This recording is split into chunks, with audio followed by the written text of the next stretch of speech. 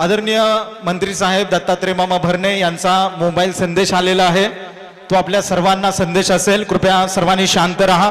आज डीएसपी न्यूजचा वर्धापन दिन सोहळा, या सोहळ्यासाठी मामा येऊ शकले नाहीत, पण फोन मामांचा आलेला आहे, ऐकूयात आपण। मामा हा बोला। नमस्कार। डीएसपी न्यूज चॅनलच्या प्रथम वर्धापन दिनाच्या निमित्तानं मी आपल्या सर्वांना शुभेच्छा देतो।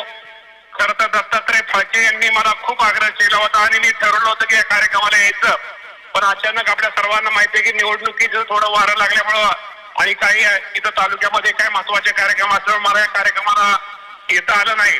तरी डीएसपी न्यूज चॅनलच्या माध्यमातून खूप चांगलं काम या चॅनलच्या माध्यमातून होतंय, त्याचा निश्चित प्रकारे मला आनंद आहे।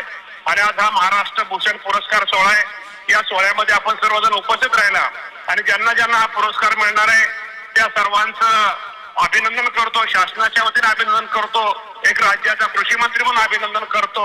आणि फाळके साहेबांना एवढंच सांगतो, जरी आज तुमच्या कार्यक्रमाला आलो नसतो तरी तुमच्या सगळ्यांची दिलगिरी व्यक्त करतो, पण एक राज्याचा कृषी मंत्री म्हणून माझ्या सगळ्या आपल्या डीएसपी न्यूज चॅनलला शुभेच्छा आहेत। असंच तुमचं काम भविष्यामध्ये चांगलं करत राहा। शेवटी चांगलं काम ते भविष्यामध्ये टिकतं आणि तुम्ही चांगलं काम करता, याचा निश्चित प्रकारे एक आनंद आज माझ्यासारख्या कार्यकर्त्या पुन्हा एकदा आपल्या डीएसपी न्यूज चॅनलला एक राज्याचा कृषी मंत्री म्हणून त्यांच्या प्रथम वर्ष वर्धापन दिनाच्या निमित्तानं शुभेच्छा देतो आणि थांबतो। धन्यवाद। जय हिंद, जय महाराष्ट्र।